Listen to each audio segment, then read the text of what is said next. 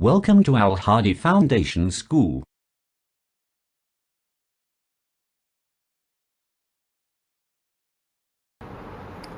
अब हम देखते हैं वैलेंसी। वैलेंसी क्या होती है और हमें किसी एलिमेंट की वैलेंसी क्या है ये कैसे पता चलता है।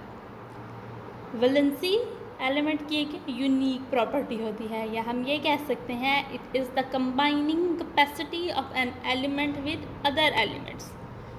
यानी कि एक एलिमेंट दूसरे एलिमेंट्स के साथ कैसे कंबाइन करेगा ये और या उसकी दूसरे एलिमेंट्स के साथ कंबाइन करने की कैपेसिटी क्या होगी, वो कितने एक टाइम में कितने एलिमेंट्स के साथ, एक के साथ, दो के साथ या तीन के साथ, कितने के साथ कंबाइन कर सकता है, उस पावर को हम उसकी वैलेंसी कहते हैं। वैलेंसी डिपेंड करती है कि एक एलिमेंट के आउटर मोस्ट शेल में कितने इलेक्ट्रॉन्स पाए जाते हैं। फॉर एग्ज़ाम्पल हम बात करते हैं कार्बन की। कार्बन एटॉमिक नंबर है 6। अब यहाँ सबसे पहले हम कार्बन का स्ट्रक्चर बनाते हैं ताकि हमें ये पता चल सके कि कार्बन के आउटर मोस्ट शेल में कितने इलेक्ट्रॉन्स होंगे।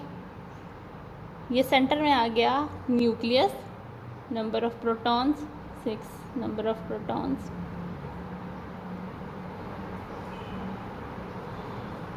पहला शेल, पहले शेल में हमेशा 2 इलेक्ट्रॉन्स। दूसरा shell, okay, number of protons 6 हैं तो नंबर ऑफ इलेक्ट्रॉन्स भी, ये बात अंडरस्टूड है कि नंबर ऑफ इलेक्ट्रॉन्स भी इसमें 6 ही होंगे।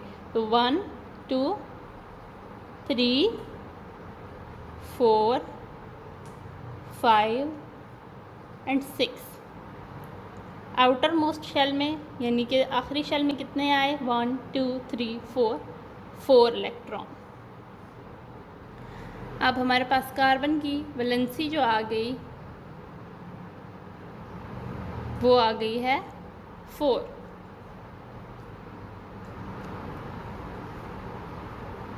इसी तरह हम और एलिमेंट्स की देखते हैं।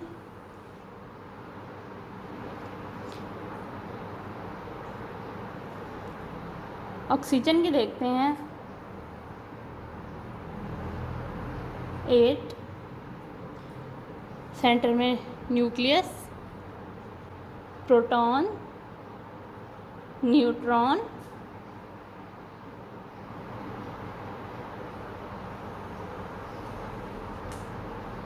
First electron, second electron, third, fourth, fifth, 6, तीसरा शेल बना। दूसरे शेल में 4 इलेक्ट्रॉन डालने के बाद हमने तीसरा शेल बनाया। 2 इलेक्ट्रॉन्स जो रह गए थे वो हमने उसमें डाल दिए। अब आखिरी शेल में हमारे पास कितने इलेक्ट्रॉन्स आ गए, 2, यानी ऑक्सीजन की वैलेंसी हमारे पास आई 2। ओके, अब हम आगे की बात करते हैं। हमें ये पता चल गया वैलेंसी क्या है, हमें ये भी पता चल गया कि ये वैलेंसी किस चीज़ पर डिपेंड कर रही है। अब हम देखते हैं इन simple covalent bond, valency is the number of hydrogen atoms which combine with other atoms of that element और the number of bonds formed by one atom of that element. अच्छा जी, अगर हम अभी हमने देखा, अगर हम हाइड्रोजन की बात करें तो हाइड्रोजन की होती है वैलेंसी 1। बिल्कुल ऐसे ही अभी हमने जब ऑक्सीजन का स्ट्रक्चर बनाया तो उसमें हमने देखा कि ऑक्सीजन की वैलेंसी होती है 2। तो उसी वैलेंसी पर डिपेंड करते हुए हमें ये पता चल जाता है कि ऑक्सीजन एक टाइम में 2 बॉन्ड बना सकता है, 2 कोवलेंट बॉन्ड बना सकता है। अब अगर हम इसी जगह पे वाटर के स्ट्रक्चर को अपने माइंड में लाएं तो हम दोनों साइडों पे हाइड्रोजन लगा सकते हैं, क्योंकि हाइड्रोजन की वैलेंसी 1 होती है, हाइड्रोजन एक बॉन्ड बना सकता है। तो यहाँ से हाइड्रोजन ने एक बॉन्ड बनाया, यहाँ से दूसरे हाइड्रोजन ने अपना बॉन्ड बनाया है, यानी कि दोनों हाइड्रोजन ने अपनी अपनी वैलेंसी को इस्तेमाल करते हुए बॉन्ड बना लिया, और इधर ऑक्सीजन ने दोनों के साथ अपना बॉन्ड बनाया अपनी वैलेंसी यानी 2 को यूज़ करते हुए। तो इस तरह यहाँ पे वाटर का स्ट्रक्चर कंप्लीट होता है। इसी तरह बाकी एलिमेंट्स भी इसी तरह करते हुए अपना बॉन्ड बनाते हैं।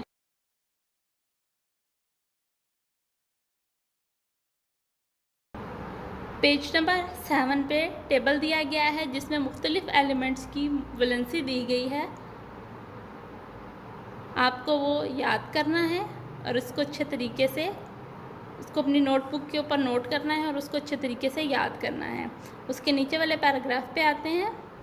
Some elements show more than one valency. कुछ एलिमेंट्स एक से ज़्यादा वैलेंसी शो करते हैं, उनको हम वेरिएबल वैलेंसी कहते हैं। For example ferrous sulphate, the valency of, यहाँ पे फॉर एग्ज़ाम्पल दी गई है फेरस सल्फेट की FeSO4, जो यहाँ पे कहा गया है कि फेरस सल्फेट में आयरन की वैलेंसी 2 है, लेकिन फेरिक सल्फेट में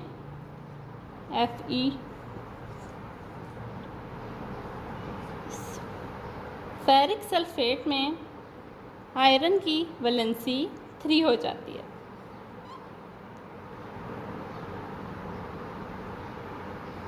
इसको हम कहते हैं वेरिएबल वैलेंसी।